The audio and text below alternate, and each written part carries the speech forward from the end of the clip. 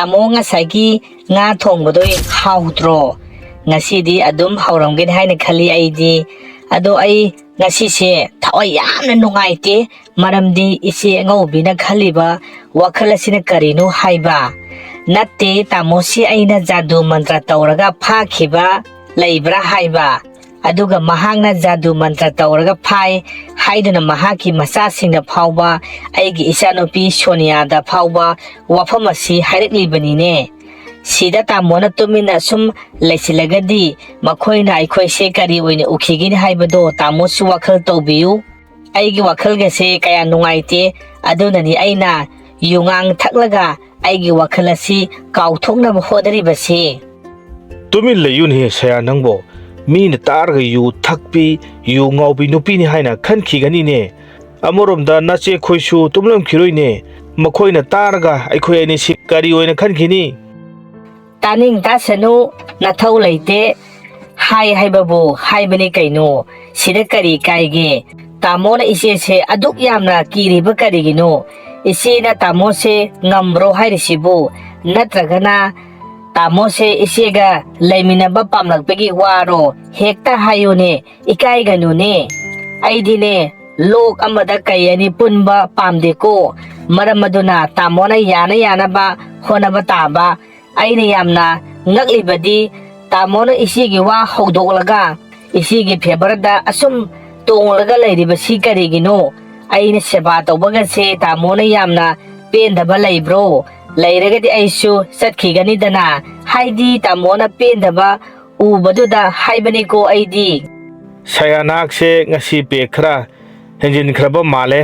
ngasi gidi potharo tumlo sidigi wa makha taraklo nuko min ta khraga yu thakpi yu ngaubi mauni haidina laikai sida wari naba tareko maramaduna nahak potharo aisu pothana ba tawrage ko adu oi taragadi ai hojik isigi kara sanglaga isiga wari sanaba taredana isida ngambra ai ngambra haibadu yengthokna rage sayana yu khara thakchilaga mase ngaubi kara sanglaga mase kautholaga khanaba hawrami isi aina nakhoi yum sida hek lakpadi hongna aina nakhoi da kariya kai piba yaukrabage aigi wakhal se yamna nungaite ngasidi isi gi nasa singna aingonda phawba tamo asi aina jadu mantra tawraga phai haiduna ngasai aigi isadaga tamlami wafam asi isina haiba natragadi nasa singna karamna haigini isesu yum sida tongan sari basisu aina maram oiraga sabani hekta hai aina isida tongan charo haibasu haikhiba leite sidaigi iral karino manam sidi namthi he o bema sayanang na mina tumna himnaraba matam masida aigi ka sida changaklaga aduk yamna phawba sare sidi yu thakchillaga yu adugi mayaina aingondaga khanaba hauribani ne aise na khoigi matam lenpham khaifam oina ururabo natte na khoina pamliba se karino nahang na yum sida hek lakpadi hongna ai khoigi chak saruk hablakta se kyam koire isana school halakpada sak sana na ba lairamdadana mado hoida satlaga sabna kongaini ai sumi kawbanina na khoina khaliba wakhal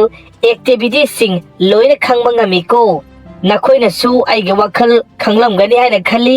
mi haibesidi mana tawjaruba karma aduna thabak aduna masak taksabani natte nangna mayai karaba yu thakchillaga aingondaga hekta khanaba hawba yabro mathok marom khangraba imungdagi hawrakpa nangna yu yunbi nupini haibada hek matik tum saine aduga numidang sidaga khanabaga hawribani ne nahak aigi khupudo hojik amuk tawro haidibaro to siri tamo tadro aina haidra isina phubada aise sidorabani asi yoroba phawbada tamona tumina laiseliba sinadi aise lamran bini sinine isi amadi isigi masa singna phawba aingoda badadam piraba phawba tamona yenglaga tumina lairiba sibu karigino yare toklo kedobage na khoeni bo leikai miamna taraga aisi nupina ngambi nupa haibado tahanganu ne adugane angobi nangsu wa ngangbada khara yenglaga ngangbatamu ꯅꯆꯥꯁꯤꯡꯅ ꯍꯥꯏꯔꯤꯕ ꯋꯥ ꯑꯗꯨꯁꯨ ꯉꯥꯡꯕ ꯌꯥꯏ ꯑꯃꯗꯤ ꯌꯥꯗꯦ ꯍꯥꯏꯕꯗꯨ ꯈꯔ ꯇꯥꯛꯄꯤꯌꯨ ꯖꯥꯗꯨ ꯃꯟꯇ꯭ꯔ ꯒꯥꯏꯅ ꯍꯥꯏꯅꯔꯤꯕꯗꯣ ꯑꯩ ꯑꯃꯨꯛ ꯍꯟꯅ ꯇꯥꯕ ꯄꯥꯝꯗꯦꯀꯣ ꯃꯗꯨ ꯈꯪꯅ ꯉꯁꯤꯗꯒꯤ ꯆꯠꯂꯨ ꯑꯩꯅ ꯉꯁꯤ ꯍꯥꯏꯔꯤꯕ ꯑꯁꯤꯗꯒꯤ ꯃꯈꯥ ꯑꯃꯨꯛ ꯍꯟꯅ ꯇꯥꯔꯛꯂꯕꯗꯤ ꯏꯆꯥ ꯈꯪꯗꯦ ꯏꯇꯨ ꯈꯪꯗꯦ ꯑꯩꯗꯤ ꯐꯨꯊꯒꯗꯕꯅꯤꯀꯣ ꯉꯁꯤꯗꯒꯤ ꯅꯈꯣꯏ ꯄꯨꯝꯅꯃꯛ ꯂꯣꯏꯅ ꯈꯪꯂꯣꯀꯣ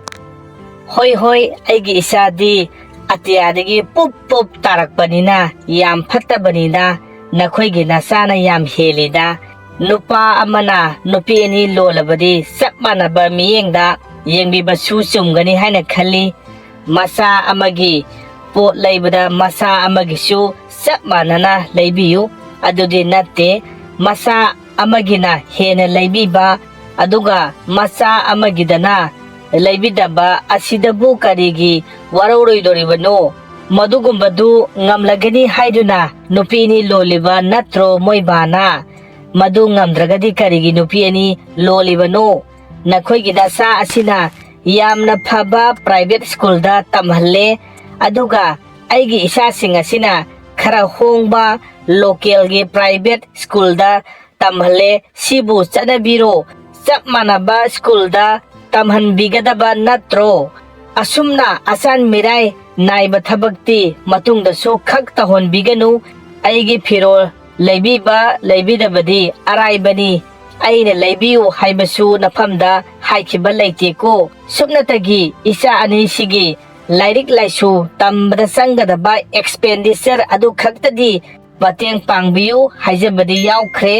ꯃꯗꯨꯁꯨ ꯃꯣꯏꯕꯥꯅ ꯄꯤꯕꯤꯗꯦ ꯑꯩꯅ ꯑꯩꯒꯤ ꯕꯦꯁ ꯑꯣꯐ ꯂꯦꯚꯦꯜꯗ ꯏꯆꯥꯁꯤꯡꯒꯤ ꯑꯆꯪꯕ ꯑꯦꯛꯁꯄꯦꯟꯗꯤꯆꯔ ꯈꯨꯗꯤꯡꯃꯛ ꯍꯣꯠꯅꯗꯨꯅ ꯂꯥꯛꯂꯤꯕꯅꯤ ꯉꯁꯤ ꯐꯥꯎꯕ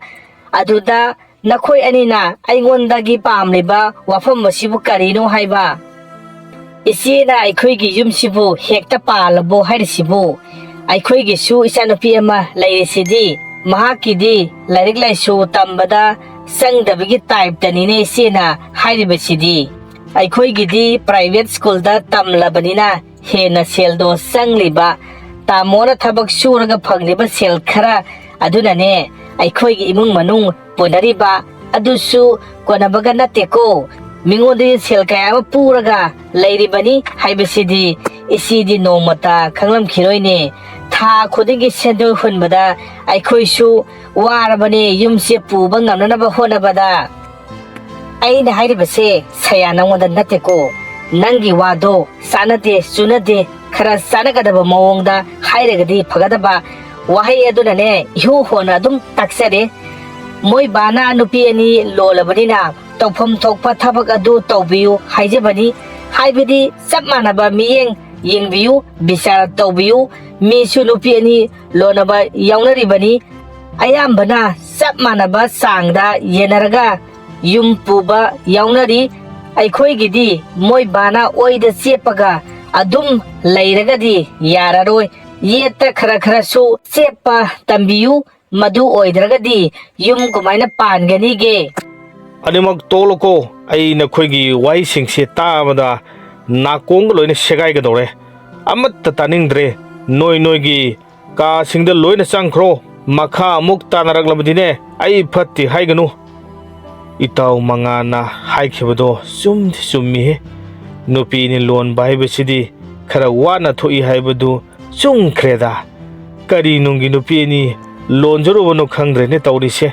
ꯑꯩꯒꯤ ꯄꯨꯟꯁꯤ ꯑꯁꯤꯕꯨ ꯑꯁꯨꯝ ꯂꯣꯏꯈꯤꯒꯗꯧꯔꯤꯕꯖꯥꯠꯅꯣꯅꯦ ꯈꯪꯗ꯭ꯔꯦꯅꯦ ꯇꯧꯔꯤꯁꯦ ꯏꯇꯥꯎ ꯊꯦꯝꯕꯨꯡ ꯑꯩꯈꯣꯏꯅ ꯇꯧꯔꯤꯕ ꯊꯕꯛ ꯑꯁꯤ ꯂꯩꯀꯥꯏꯒꯤ ꯃꯤꯌꯥꯝꯅ ꯈꯪꯅꯕ ꯌꯥꯎꯔꯛꯂꯗꯤ ꯐꯔꯛꯇꯤ ꯇꯥꯅꯤꯁꯦ ꯑꯩꯈꯣꯏ ꯑꯅꯤ ꯁꯦꯜ ꯊꯣꯛꯄ ꯊꯕꯛ ꯑꯃꯗꯤ ꯇꯧꯕꯅ ꯐꯔꯣꯏꯗ꯭ꯔꯥ ꯍꯥꯏꯅ ꯈꯜꯂꯤ ꯅꯥꯎꯔꯤ ꯀꯥꯞꯄ ꯆꯠꯂꯤꯉꯩꯗ ꯈꯨꯠꯁꯥ ꯂꯣꯟꯁꯥ ꯍꯩꯍꯧꯕꯁꯨ ꯅꯠꯇꯦ ꯂꯥꯏꯔꯤꯛꯁꯨ ꯍꯩꯍꯧꯗ꯭ꯔꯦ ꯍꯧꯖꯤꯛꯇꯤ ꯅꯨꯄꯤ ꯑꯉꯥꯡ ꯂꯩꯔꯕꯅꯤꯅ ꯁꯦꯜꯗꯤ ꯑꯗꯨꯝ ꯗꯔꯀꯥꯔ ꯇꯥꯔꯛꯂꯤ ꯂꯥꯏꯔꯤꯛ ꯍꯩꯍꯧꯗꯕ ꯑꯩꯈꯣꯏꯁꯦ ꯀꯌꯥꯗ ꯇꯣꯜꯂꯕ ꯋꯥꯈꯜꯒ ꯋꯥꯏꯗ ꯏꯇꯥꯎ ꯆꯨꯝꯃꯤ ꯏꯇꯥꯎ ꯑꯩꯈꯣꯏꯅ ꯂꯥꯏꯔꯤꯛ ꯂꯥꯏꯁꯨ ꯍꯩꯍꯧꯗꯕꯒꯤ ꯃꯍꯩꯅ ꯃꯤꯒꯤ ꯄꯣꯠ ꯆꯩ ꯃꯥꯜ ꯆꯥꯡ ꯍꯨꯕꯒꯤ ꯊꯕꯛ ꯑꯁꯤꯅꯗꯤ ꯌꯨꯝ ꯄꯥꯟꯕ ꯌꯥꯔꯣꯏ ꯍꯥꯏꯕ ꯑꯩ ꯈꯪꯉꯤ ꯑꯗꯨꯕꯨ ꯑꯩꯈꯣꯏ ꯀꯔꯤ ꯇꯧꯁꯤꯒꯦ ꯍꯥꯏꯕꯗꯨ ꯈꯟꯅꯕ ꯃꯊꯧ ꯑꯃ ꯇꯥꯔꯦ ꯍꯥꯏꯅ ꯈꯜꯂꯤ ꯑꯥꯗ ꯂꯥꯛꯂꯤꯕ ꯅꯨꯄꯥ ꯑꯁꯤ ꯇꯥꯃꯨꯕ ꯅꯠꯇ꯭ꯔꯅꯦ ꯃꯥꯅꯤꯗ ꯃꯥꯒꯤ ꯃꯈꯥꯗ ꯖꯨꯒꯥꯂꯤ ꯑꯣꯏꯅ ꯊꯕꯛ ꯁꯨꯕ ꯌꯥꯎꯒꯦ ꯍꯦꯛꯇ ꯍꯥꯏꯔꯁꯤꯔꯣ ꯃꯗꯨꯅ ꯈꯔ ꯐꯗꯧꯕ ꯃꯥꯜꯂꯦꯅꯦ ꯑꯩꯒꯤ ꯋꯥꯈꯜꯗꯗꯤ ꯇꯥꯃꯨꯕ ꯀꯥꯏꯗ ꯆꯠꯇꯣꯏꯅꯣ ꯇꯥꯃꯨꯕ ꯍꯣꯏꯗꯤ ꯃꯁꯛ ꯐꯖꯕꯤ ꯅꯨꯄꯤ ꯑꯃ ꯄꯨꯁꯤꯜꯂꯛꯂꯕꯅꯤꯅ ꯏꯟꯁꯥꯡ ꯑꯍꯥꯎꯕ ꯆꯥꯔꯝꯒꯗꯧꯕ ꯃꯥꯜꯂꯤꯗ ꯍꯥꯟꯅꯗꯒꯤꯁꯨ ꯃꯁꯛꯀꯁꯦ ꯐꯖꯕ ꯍꯦꯟꯒꯠꯂꯛꯂꯦꯅꯦ ꯑꯩꯒ ꯏꯇꯥꯎ ꯇꯣꯝꯕꯒ ꯑꯩꯈꯣꯏ ꯑꯅꯤ ꯇꯥ ꯑꯃꯨꯕ ꯍꯣꯏꯒꯤ ꯃꯈꯥꯗ ꯖꯨꯒꯥꯂꯤ ꯑꯣꯏꯅ ꯊꯕꯛ ꯁꯨꯕ ꯌꯥꯎꯖꯒꯦ ꯍꯥꯏꯕꯕꯨ ꯀꯔꯤ ꯑꯀꯥꯏꯕ ꯂꯩꯕꯒꯦ ꯇꯥ ꯑꯃꯨꯕ ꯊꯕꯛ ꯁꯨꯐꯝꯒ ꯂꯩꯔꯒꯗꯤ ꯅꯅꯥꯎ ꯑꯩꯈꯣꯏ ꯑꯅꯤꯒꯤꯁꯨ ꯑꯃꯨꯛꯇꯗꯤ ꯍꯥꯏꯕꯤꯔꯛꯎꯕ ꯅꯈꯣꯏ ꯑꯅꯤꯕꯨ ꯑꯩꯒꯤ ꯃꯈꯥꯗꯒ ꯊꯕꯛ ꯁꯨꯕ ꯌꯥꯎꯕ ꯉꯝꯒꯗ꯭ꯔꯅꯦ ꯊꯕꯛꯀꯤ ꯋꯥꯗꯤ ꯗꯃꯥꯗ ꯑꯃ ꯂꯩ ꯑꯗꯨꯗ ꯅꯈꯣꯏ ꯑꯅꯤꯅ ꯊꯕꯛ ꯁꯨꯕ ꯋꯥꯏ ꯍꯥꯏꯗꯨꯅ ꯆꯦꯟꯈꯤꯒꯗꯧꯕ ꯃꯥꯜꯂꯤꯗ ꯑꯩꯗꯤ ꯅꯨꯄꯤ ꯃꯁꯛ ꯐꯖꯕꯤ ꯂꯧꯕ ꯍꯥꯏꯕꯁꯤꯗꯤ ꯅꯨꯡꯉꯥꯏꯈ꯭ꯔꯕ ꯖꯥꯠꯅꯤꯗ ꯅꯨꯄꯤ ꯑꯇꯣꯟꯕꯤꯔꯒ ꯊꯣꯡ ꯇꯥꯛꯄ ꯃꯍꯥꯎ ꯍꯥꯏꯅꯔꯤꯕꯅꯤꯗꯣ ꯑꯩꯁꯨ ꯄꯥꯈꯪ ꯑꯃꯅ ꯈꯜꯂꯤꯕ ꯋꯥꯈꯜ ꯑꯗꯨꯒꯨꯝꯅ ꯍꯧꯖꯤꯛꯁꯨ ꯈꯜꯂꯤꯕꯅꯤꯅꯦ ꯑꯗꯨꯅꯕꯨ ꯈꯔ ꯃꯨꯖꯔꯒꯁꯨ ꯔꯥꯁꯤ ꯑꯗꯨꯝ ꯂꯩ ꯍꯥꯏꯅꯔꯤꯕꯅꯤꯅꯦ ꯐꯔꯦ ꯅꯈꯣꯏ ꯑꯅꯤ ꯋꯥꯔꯤ ꯁꯥꯟꯅꯧꯈꯣ ꯑꯩ ꯑꯋꯥꯡ ꯂꯩꯀꯥꯏꯗ ꯃꯔꯨꯞ ꯑꯃ ꯎꯅꯔꯨꯈꯤꯒꯦ ꯑꯩꯅ ꯅꯈꯣꯏ ꯑꯅꯤꯒꯤ ꯊꯕꯛꯇꯣ ꯑꯩ ꯍꯥꯏꯔꯛꯂꯒꯦꯀꯣ ꯑꯩ ꯆꯠꯂꯨꯈꯤꯒꯦꯀꯣ ꯍꯣꯏ ꯇꯥꯃꯨꯕ ꯑꯩꯈꯣꯏ ꯑꯅꯤꯒꯤ ꯊꯕꯛꯇꯣ ꯁꯣꯏꯗꯅ ꯍꯥꯏꯕꯤꯔꯛꯎꯀꯣ ꯑꯩꯈꯣꯏ ꯁ꯭ꯋꯥꯏꯁꯤꯗ ꯉꯥꯏꯍꯥꯛ ꯂꯩꯍꯧꯈꯤꯒꯦ ꯏꯇꯥꯎ ꯊꯦꯝꯕꯨꯡ ꯑꯥꯗ ꯂꯥꯛꯂꯤꯕ ꯑꯉꯥꯡ ꯑꯁꯤ ꯈꯔ ꯆꯝꯖꯕꯅꯤ ꯉꯁꯤꯗꯤ ꯑꯉꯥꯡ ꯑꯁꯤ ꯂꯛꯅꯔꯒ ꯉꯥꯏꯍꯥꯛꯇꯨꯝ ꯁꯥꯟꯅꯁꯤ ꯀꯨꯝꯍꯩ ꯑꯃꯒꯨꯝ ꯌꯦꯡꯂꯁꯤ ꯑꯩ ꯊꯣꯛ ꯑꯃ ꯇꯧꯒꯦꯀꯣ ꯅꯍꯥꯛ ꯇꯨꯃꯤꯟꯅ ꯂꯩꯌꯨꯀꯣ ꯃꯅꯤꯇꯣꯟ ꯅꯍꯥꯛ ꯀꯗꯥꯏꯗ ꯆꯠꯇꯣꯏꯅꯣ ꯉꯥꯏꯍꯥꯛ ꯃꯐꯝꯁꯤꯗ ꯂꯩꯈꯣꯅꯦ ꯅꯍꯥꯛ ꯃꯔꯝ ꯃꯣꯛꯏ ꯃꯣꯛꯇꯦ ꯑꯩꯅ ꯍꯧꯖꯤꯛ ꯌꯦꯡꯗꯣꯏꯅꯤꯅꯦ ꯁꯤꯗ ꯎꯔꯤꯕ ꯏꯁꯤꯡ ꯑꯁꯤꯒꯤ ꯃꯅꯨꯡꯗ ꯑꯆꯥꯄꯣꯠ ꯑꯃ ꯇꯥꯈꯤꯕꯅꯤ ꯑꯆꯥꯄꯣꯠ ꯑꯗꯨꯁꯨ ꯌꯥꯝꯅ ꯍꯥꯎꯕ ꯑꯆꯥꯄꯣꯠ ꯃꯈꯜ ꯑꯃꯅꯤ ꯑꯩꯈꯣꯏꯗꯤ ꯑꯆꯥꯄꯣꯠꯇꯣ ꯆꯥꯕ ꯄꯥꯝꯗ꯭ꯔꯦ ꯀꯅꯥꯅꯣꯝꯇ ꯄꯤꯖꯒꯦꯅ ꯉꯁꯥꯏꯗꯒꯤ ꯑꯩꯈꯣꯏ ꯉꯥꯏꯔꯒ ꯃꯐꯝꯁꯤꯗ ꯂꯩꯔꯤꯕꯅꯤꯅꯦ ꯆꯪꯁꯤꯜꯂꯒ ꯌꯦꯡꯉꯨꯅꯦ ꯍꯦꯛ ꯆꯪꯕꯒꯅꯦ ꯒꯤꯠ लाउना ꯐꯝꯊꯗ꯭ꯔꯒꯗꯤ ꯑꯆꯥꯄꯣꯠ ꯑꯗꯨ ꯐꯪꯕ ꯉꯝꯂꯣꯏ ꯃꯔꯝꯗꯤ ꯏꯁꯤꯡ ꯑꯗꯨ ꯈꯔ ꯂꯨꯕꯅꯤ ꯌꯦꯡꯉꯨꯅꯦ ꯏꯇꯥꯎ ꯀꯨꯝꯍꯩ ꯅꯨꯡꯉꯥꯏꯇ꯭ꯔꯣ ꯐꯝꯊꯈ꯭ꯔꯦꯅꯦ ꯂꯣꯏꯅ ꯆꯣꯠꯍꯜꯂꯝꯒꯅꯤ ꯀꯀꯥ ꯅꯣꯏꯁꯤꯗꯤ ꯅꯕꯨꯛ ꯌꯥꯝꯅ ꯐꯠꯇꯦꯅꯦ ꯑꯆꯥꯄꯣꯠꯁꯨ ꯑꯃꯠꯇ ꯂꯩꯔꯝꯗꯦ ꯑꯩ ꯏꯁꯤꯡ ꯂꯣꯏꯅ ꯆꯣꯠꯂꯦꯅꯦ ꯍꯧꯖꯤꯛꯇꯤ ꯀꯃꯥꯏ ꯇꯧꯅꯤ ꯍꯣꯔꯦꯟ ꯃꯃꯥꯅ ꯁꯥꯎꯔꯅꯤ ꯀꯝꯗꯧꯅꯤ ꯑꯗꯨ ꯑꯣꯏꯇꯥꯔꯒꯗꯤ ꯅꯈꯣꯏꯁꯨ ꯂꯩꯀꯣꯝꯁꯦ ꯇꯩꯔꯣ ꯑꯁ ꯗꯣꯁꯥꯅꯦ ꯑꯉꯥꯡ ꯂꯛꯅꯕ꯭ꯔꯕꯨ ꯆꯣꯞꯄꯦꯍꯦ ꯑꯩꯈꯣꯏꯅ ꯇꯥꯟꯅꯔꯒ ꯐꯨꯕꯁꯨ ꯌꯥꯗꯕꯒꯨꯝ ꯇꯧ ꯀꯔꯤꯒꯨꯝꯕ ꯍꯦꯛ ꯐꯨꯔꯨꯔꯒꯅ ꯃꯃꯥ ꯃꯄꯥꯅ ꯑꯃꯨꯛ ꯁꯥꯎꯔꯛꯇꯣꯏꯅꯤꯅꯦ ꯇꯧꯔꯤꯁꯦ ꯁꯌꯥ ꯑꯩꯒꯤ ꯃꯣꯟ ꯃꯈꯥꯗ ꯂꯨꯄꯥ 2,000 ꯂꯩꯍꯧꯕꯅꯤ ꯁꯦꯜ ꯑꯗꯨ ꯅꯆꯦꯗ ꯈꯔ ꯄꯤꯈꯣ ꯑꯉꯥꯡ ꯑꯅꯤꯒꯤ ꯁ꯭ꯀꯨꯜ ꯐꯤ ꯊꯤꯒꯅꯤ ꯍꯥꯏꯕꯅꯤ ꯃꯗꯨ ꯈꯔ ꯄꯤꯈ꯭ꯔꯣꯀꯣ ꯑꯩ ꯍꯧꯖꯤꯛ ꯊꯕꯛ ꯃꯐꯝꯗ ꯆꯠꯄ ꯇꯥꯔꯦ ꯉꯁꯤꯗꯤ ꯊꯕꯛ ꯌꯥꯝꯅ ꯌꯥꯝꯃꯤ ꯃꯄꯨꯗꯨꯅꯁꯨ ꯈꯔ ꯊꯨꯅ ꯊꯕꯛ ꯑꯗꯨ ꯂꯣꯏꯁꯤꯟꯕꯤꯗꯕ ꯌꯥꯗꯦ ꯍꯥꯏꯗꯨꯅ ꯇꯛꯁꯤꯜꯂꯛꯂꯤꯕꯅꯤ ꯑꯩ ꯊꯕꯛ ꯆꯠꯂꯨꯈꯤꯒꯦꯀꯣ ꯅꯍꯥꯛꯅ ꯁꯦꯜ ꯑꯗꯨ ꯈꯔ ꯄꯤꯈ꯭ꯔꯣꯀꯣ ꯍꯣꯏ ꯇꯥꯃꯣ ꯑꯩ ꯁꯣꯏꯗꯅ ꯏꯆꯦꯗ ꯁꯦꯜ ꯑꯗꯣ ꯄꯤꯖꯔꯝꯂꯒꯦ ꯑꯗꯣ ꯆꯥꯛꯇꯤ ꯅꯪꯗ꯭ꯔꯦ ꯀꯃꯥꯏ ꯇꯧꯅꯤ ꯌꯥꯝꯅ ꯅꯨꯡꯉꯥꯏꯇꯤꯌꯦ ꯊꯕꯛ ꯋꯥꯅ ꯁꯨꯕ ꯆꯠꯄꯗ ꯑꯩꯅ ꯊꯣꯡꯕ ꯆꯥꯛ ꯆꯥꯈꯤꯗꯕꯁꯦ ꯑꯩꯒꯤ ꯋꯥꯈꯜꯁꯦ ꯌꯥꯝꯅ ꯅꯨꯡꯉꯥꯏꯖꯗꯤꯌꯦ ꯍꯣꯏꯗ ꯅꯣꯡ ꯐꯥꯗꯣꯛꯁꯨ ꯍꯣꯇꯦꯜꯗ ꯈꯦꯆꯤꯔ ꯆꯥꯛꯂ ꯀꯩꯅꯣ ꯇꯥꯃꯣꯅ ꯑꯄꯥꯝꯕ ꯑꯃ ꯍꯦꯛꯇ ꯆꯥꯕꯤꯔꯣ ꯉꯁꯤꯒꯤꯗꯤ ꯑꯩꯕꯨ ꯋꯥꯔꯧꯕꯤꯒꯅꯨꯀꯣ ꯇꯥꯃꯣ ꯑꯩ ꯀꯔꯤ ꯇꯧꯁꯤꯒꯦ ꯁꯦꯜ ꯑꯁꯤ ꯄꯤꯔꯔꯣꯏꯒꯦ ꯃꯈꯣꯏ ꯋꯥꯍꯟꯕ ꯇꯥꯕꯅꯤ ꯑꯩꯈꯣꯏꯅ ꯁꯦꯜ ꯑꯁꯨꯝ ꯄꯤꯔꯒ ꯂꯩꯔꯒꯗꯤ ꯃꯈꯣꯏ ꯅꯥꯎ ꯆꯥꯎꯕ ꯁꯨꯝ ꯍꯦꯟꯒꯠꯂꯛꯂꯒꯅꯤ ꯑꯗꯨꯅ ꯇꯥꯃꯣꯗ ꯁꯦꯜ ꯑꯁꯤ ꯄꯤꯈ꯭ꯔꯦ ꯍꯥꯏꯔꯒ ꯈꯨꯝꯂꯒ ꯂꯣꯏꯔꯦꯗꯅ ꯁꯦꯜ ꯑꯁꯤꯒ ꯑꯩꯉꯣꯟꯗ ꯂꯩꯔꯤꯕ ꯁꯦꯜ ꯈꯔ ꯑꯁꯤꯒ ꯏꯄꯥꯝꯗ ꯊꯩꯔꯒ ꯁꯦꯜ ꯇꯨꯡꯁꯤꯜꯂꯒ ꯊꯝꯈ꯭ꯔꯒꯦ ꯃꯗꯨꯅ ꯐꯒꯅꯤ ꯍꯥꯏꯅ ꯈꯜꯂꯤ ꯌꯨꯝꯁꯤꯗꯒꯤ ꯑꯩ ꯑꯃꯨꯛ ꯇꯥꯟꯊꯣꯔꯛꯂꯕꯗꯤ ꯁꯦꯜꯁꯨ ꯄꯥꯏꯍꯧꯗꯕꯒꯨꯝ ꯇꯧ ꯃꯔꯝ ꯑꯗꯨꯅ ꯑꯩ ꯁꯦꯜꯁꯤ ꯄꯤꯔꯔꯣꯏꯒꯦꯗ ꯑꯩ ꯍꯅꯨꯊꯪꯗ ꯋꯥꯔꯒ ꯂꯩꯕ ꯌꯥꯗꯦ ꯋꯥꯗꯅꯕ ꯑꯩ ꯄ꯭ꯂꯥꯟ ꯖꯥꯠ ꯇꯧꯕ ꯇꯥꯕꯅꯤ ꯀꯅꯥꯒꯤ ꯃꯤꯁꯀꯣꯜ ꯑꯣꯏꯔꯕꯖꯥꯠꯅꯣ ꯑꯩꯗꯤ ꯐꯣꯟ ꯂꯥꯛꯄꯒ ꯑꯃꯠꯇ ꯇꯥꯍꯧꯗ꯭ꯔꯦꯅꯦ ꯑꯩ ꯍꯦꯛꯇ ꯇꯧꯁꯤꯜꯂꯒ ꯌꯦꯡꯂꯒꯦ ꯍꯜꯂꯣ ꯀꯅꯥ ꯑꯣꯏꯕꯤꯔꯕꯅꯣ ꯑꯩꯒꯤ ꯐꯣꯟ ꯑꯁꯤꯗ ꯃꯤꯁꯀꯣꯜ ꯑꯃ ꯂꯩꯔꯝꯂꯦ ꯑꯗꯨꯒꯤ ꯀꯣꯜ ꯕꯦꯛ ꯇꯧꯖꯔꯛꯄꯅꯦꯕ ꯑꯩꯅ ꯃꯤ ꯑꯃꯗ ꯉꯁꯥꯏ call ꯇꯧꯖꯔꯝꯕꯅꯤ onana chatkrabra khangdrene tawrise sibu kailam oidoino aina call tawrliba sina kaisampatagine aigi mingna James kaujai number asi aina call tawriba asiga hairap manai sumlamba su yai natragana crossing chatlaba jala haibududi khangde aduda somgi khonjel se aina hana takhibugum tawre aina hajinbadi nateko tashengbadi aiga hana wari sanaba yaubrasini hojik aina khalibase Hais ngasidi dille lage yum sida kanamta sulaite tandum jare aise saya kawe ai khunau-dagine aina sum khanbadadi aigi mobile number asi khanglaga sanaba oirumgadaba malida mobile da chinthiraga leidoi saruk aibu khanglagadi asum hairo kaidobage direct hekta haibe kaibro hairisibu pakhang na khorena chinthibase aidi kaya pamde ko aidi chinthibaga haitiko aina hajribase achumba ngaktani thajadraga video call oina tawjar'o haibro video call da wari sanabase aidi kijai viral ga chatkragadi kamdauni Manipur se viral por oirabanina aidi yamna kijaye khonjel di khoithumnare masak yamna phajaramgani haina khali aigi wakhaldadi masak to aidi amuktangbu yengningkhreda yam kairadra kairagadi hekta hairo aisu yum panjadriba pakhangne asum sumna imanaba ama oina wari sanaba yaiko haidi awa nungai share tawminaba nong phadok mateng pangthok pangsin tawba yai kaino asuk chawkhalaba kansida aibu yamna thajadabagi waro adugi natteda aina mau oirurabanina mena ukhraga khangkhraga mari lainei haina khigani na tawbanida aidi yamna samjarabi phajadabi nupi amanida sel paijadraba imungda waithung lubadagi wajaraba misak amane amubada thabak chatkraba matam yum maduda mi lainadraba achikpa tanjada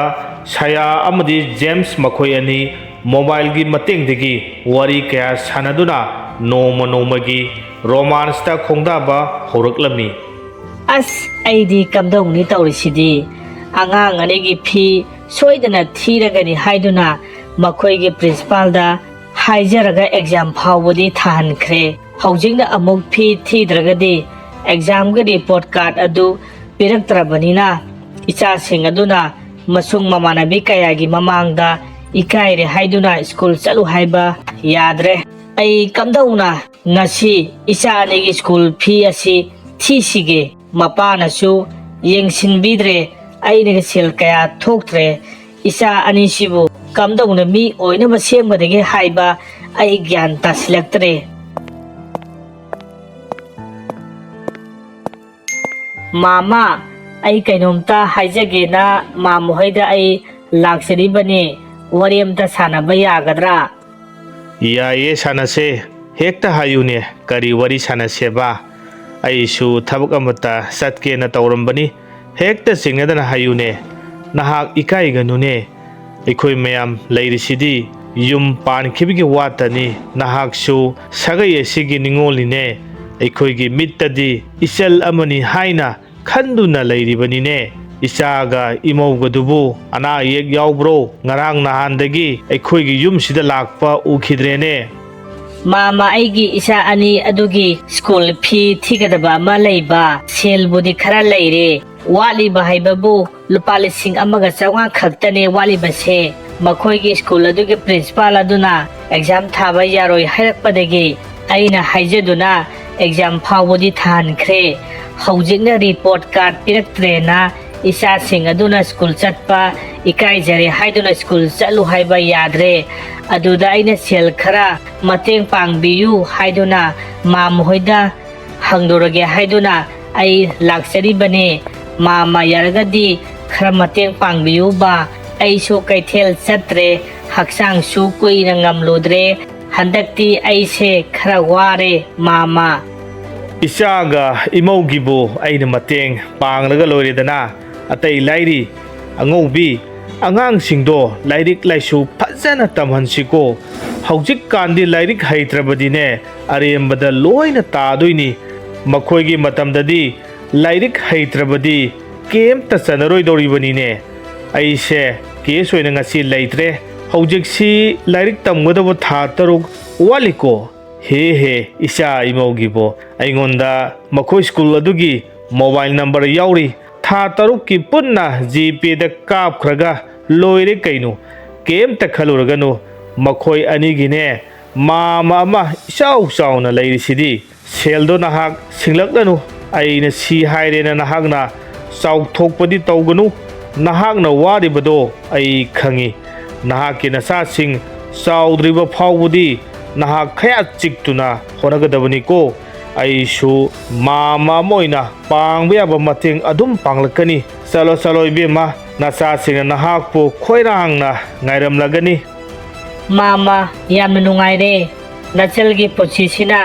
ꯂꯩꯔꯤꯕ ꯃꯈꯩ ꯈꯛ ꯀꯥꯎꯕ ꯉꯝꯖꯔꯣꯏ ꯑꯩꯒꯤ ꯋꯥꯔꯕ ꯃꯇꯝ ꯑꯁꯤꯗ ꯃꯥꯃꯅ ꯃꯇꯦꯡ ꯄꯥꯡꯕꯤꯕ ꯑꯁꯤꯃꯨꯛ ꯅꯨꯡꯉꯥꯏꯕ ꯁꯪꯁꯥꯔꯁꯤꯗ ꯂꯩꯇ꯭ꯔꯦ ꯑꯗꯨꯗꯤ ꯑꯩ ꯆꯠꯂꯨꯈꯤꯒꯦ ꯃꯥꯃ ꯀꯌꯥꯗ ꯋꯥꯈꯜ ꯅꯨꯡꯉꯥꯏꯅ ꯆꯠꯂꯤꯕꯅꯣꯅꯦ ꯃꯍꯥꯛꯁꯦ ꯋꯥꯈꯜ ꯌꯥꯝꯅ ꯋꯥꯖꯔꯕ ꯏꯆꯜ ꯑꯃꯅꯤ ꯂꯩꯁꯥꯔꯤꯉꯩ ꯃꯇꯝꯗꯗꯤ ꯃꯉꯥꯎ ꯊꯤꯈ꯭ꯔꯕ ꯏꯆꯜꯅꯤꯅꯦ ꯃꯍꯥꯛꯀꯤ ꯅꯨꯄꯥꯅ ꯅꯨꯄꯤ ꯑꯇꯣꯟꯕꯤ ꯑꯃ ꯄꯨꯁꯤꯜꯂꯛꯄꯗꯒꯤ ꯀꯨꯆꯨ ꯀꯨꯃꯦꯟꯒ ꯄꯨꯝꯑꯣꯟ ꯑꯣꯟꯈ꯭ꯔꯦ ꯑꯁꯨꯃꯥꯏꯅ ꯇꯧꯖꯔꯝꯕ ꯏꯆꯜ ꯅꯠꯇꯦꯗꯣ ꯃꯍꯥꯛꯀꯤ ꯅꯨꯄꯥ ꯑꯃꯨꯕ ꯑꯗꯨꯁꯨ ꯍꯧꯖꯤꯛꯇꯤ ꯅꯨꯄꯤ ꯑꯇꯣꯟꯕꯤꯒꯤ ꯈꯨꯗꯣꯝꯕꯤꯗ ꯂꯩꯗꯨꯅ ꯁꯥꯟꯅꯔꯒ ꯂꯩꯈ꯭ꯔꯕꯅꯤꯅ ꯌꯨꯝꯕꯥꯟ ꯀꯥꯏꯒꯗꯧꯔꯕ ꯃꯇꯝ ꯀꯨꯏꯗ꯭ꯔꯕꯅꯤ ꯑꯩꯈꯣꯏꯅ ꯃꯈꯣꯏꯒꯤ ꯃꯇꯧ ꯑꯃꯨꯛ ꯌꯦꯡꯕ ꯇꯥꯕꯅꯤ ꯑꯗꯨꯕꯨ ꯏꯆꯜ ꯑꯉꯧꯕꯤꯒꯤꯁꯨ ꯅꯨꯡꯉꯥꯏ ꯌꯥꯏꯐꯕ ꯃꯇꯝ ꯑꯃꯗꯤ ꯁꯣꯏꯗꯅ ꯂꯥꯛꯈꯤꯅꯤꯗꯅ ꯑꯩꯈꯣꯏꯅ ꯍꯧꯖꯤꯛ ꯃꯈꯣꯏꯒꯤꯗꯃꯛ ꯃꯇꯦꯡ ꯄꯥꯡꯁꯤꯟꯕꯤꯕ ꯑꯃꯗꯤ ꯃꯆꯥꯁꯤꯡ ꯑꯗꯨꯕꯨ ꯃꯣꯇꯤꯚꯦꯁꯟ ꯀꯌꯥ ꯇꯧꯕꯤꯕ ꯃꯊꯧ ꯂꯥꯛꯂꯕꯅꯤꯅ ꯇꯧꯔꯤꯁꯦ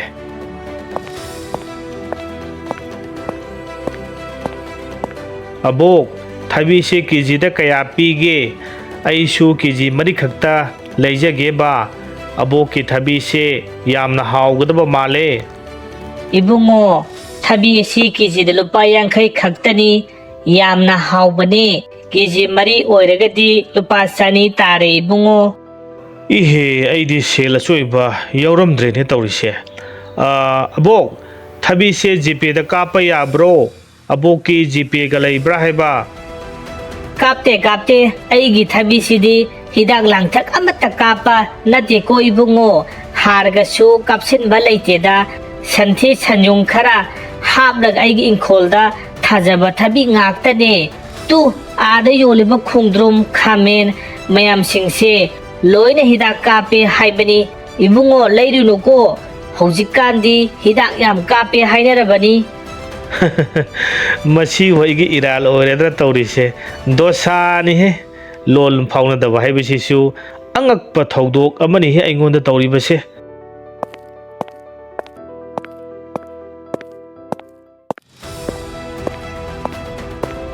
मामा मामा अखोगी मिसने अगी रिपोर्ट कार्ड पिरकले ngasidi ai reng tarakpa ngamle चिचिगिसु पिरकलबनी मासु रेंग फोदा तारकपनी अदो ngasidi ahawba ensang amadi thongbiuba mama aikhoi imai cha ohum ahawba mathel ama thonglaga cha seba oksa ga thongba chadabudu kuireba mama Ranjan Mama da adumna haiganone ima se aikhoi gidama khonabada yamna warabani ima di sel thoktabanina ngasi aikhoina insang hauba thonglaga charuni aduga hayengi school chatpada tiffin sembagi amuk warani adui saruk yirum oina thongba chabana pharoidro sel su yamdaba hausu hauba aduna pharoidro Ranjan Hoi se sia duna pharani aikhoina hayeng sauraga thabak suraga imabu nungaina thamdoini da aidi thabak taudrabasu imabudi nungaina thambidoini da Hoi thongdeini kaino isa ani na reng salaga bu karigi thongoi dawge dawdaw hoida yen khara loire bado ama hek thonglaga loire da dawdaw hoina dum hena ꯍꯔꯥꯎꯖꯔꯒꯅꯤ ꯄꯥꯎꯁꯤ ꯇꯥꯕꯗ Yes mama ꯑꯩꯈꯣꯏꯅ ꯄꯥꯝꯖꯕ ꯃꯊꯦꯜ ꯑꯣꯏꯗꯣꯔꯦ ngasidi enjang haurani yen thongba sadore adu cheche aidi horel makalga kalejaga kotharaga sabado aidi yamna pamjai aduna hena haujai aidi madu khara yamna saraga loire aigidi aduga hayengi school chatpada tiffin daga yen thongba piece fajaba khara hablaga pusiko aikhoi anigi chechedi puningdro hairisibu ima aikhoi babado aikhoina reng chalakpagi nungaiba paugase hainingbani aduda aise cheche Soniana amuk saurakani khalubada ai pause tambaga taleda ima to namadi ise Sonia se aikhoi yumda kayam koina laikhiduino ima makhoi leibidigi aikhoi babaga se aikhoi daga kemta nungsibidrengo Icharanjan madugisu matam lakhigani asigumba exam asina aroiba nateko nakhoina matik chaba misak amamam oiraklaba matamda nakhoigi mi ngakta laikai sida sagaina tai loinamak chongthorakani mi oihaudragana nakhoigi mi amatta nakhoigi damakta lairoi maramaduna nakhoi achauba phamnaiba misak amamam oinaba hana honagadabani ko masi khangna chatkadabani ko icha sa saita onthongna taning khideda makhoina hairiba singse metric exam haidokpaga yam male position holder lepadagi hen harauna tawriba yen masa makhak thongba sabagi bo aduk yamna harauragadi aikhoina nungtigi ok thongba leiraga sarisidi makhoidi donjauga jairaga harauba phongdokadauba manbu malene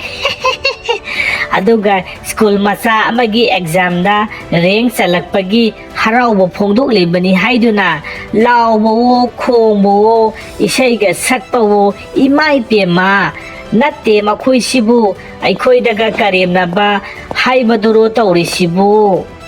kaidore saya nangna yumsida murum sonduna fajakrabana saktu suktoklaga leiramlisibu ngasina kari amuk tawnare haidi khana khrabo ngasi sibu nahangna suktoklaga leiramba sigi saktam urubada aidi khangprek tum khangini tawrise moi tamo lakpiredana aige moiga karisu khana jaba leijadiye aduburo asomge angang aniyase aikhoina tha khudingi sel thadaraga lairek tamhallabanina makhoigi exam dudane rank select leye adugi laubo khongbo amuk toiba isaibo saksilakbo aduda aigi nakonga se singja yairaba taning dabana loirabani kharasu hendi henmallabani makhoise metric exam daga position lawrakpadu mangaire tawriba makhoine mungsida amuk toiba loirabani ihe adugi oire nahangna suktoklaga leiramlisidi kaidowi haibagene angangsina ngaihak haraujaba phongdokjababo aikhoigi sanopi Soniagi exam result na karida laglaba mahakisu result adum fajaramganida hayune aisu tagine isa Soniagi result aduna karamba position da laglabagene ho aikhoigi dine takpi tamigadaba oza leitrabadina ne third division da oine lagle makhoigi dine oza mayam ama leibanina adum henkhiba tabani aikhoidi tuition chatpasu leite tamhanbasu leitabanina ne third division da oine lagle moiba passport tawrolabadi adum yare kaino masina aroiba exam su nattabudubo mathangda tuition tharadobunida mathangda kanna honaraga loirida isa sidi adudi ngasidi ensang ahawwa ma thonglaga charasiko hoi tamo ngasidi ne oksa dum thonglaga charase aduga amado khara leiribani as aina hairise gyan tadriba male ho nahangi arembado khara leiriye madu paisilagane ngasidi ne isai dum saktokese nangi haunabi khara paisin khraga amuk khanarakpa yauniko nupi na khoi na madu toi na paiba ya di hai ga ina thaglabasu level amada thaglabadi yam kanaba aduga henjin khrabadi ne wa jat jat nganglakladine ai kaya taba pamde ko nate naha naseda aina sel piu haiduna sinaramba sel adubu pi khrabo aina tabadadi school gi phi adu makhoigi mamana tha taruki amukta punna gp da kablagi haina tai aishu aigi imanaba amana hairakpadagi wari adu tabani nahak seldi pikhiba natro piram dragadine aidi kaijei ko yum sida nupi ani leirabanina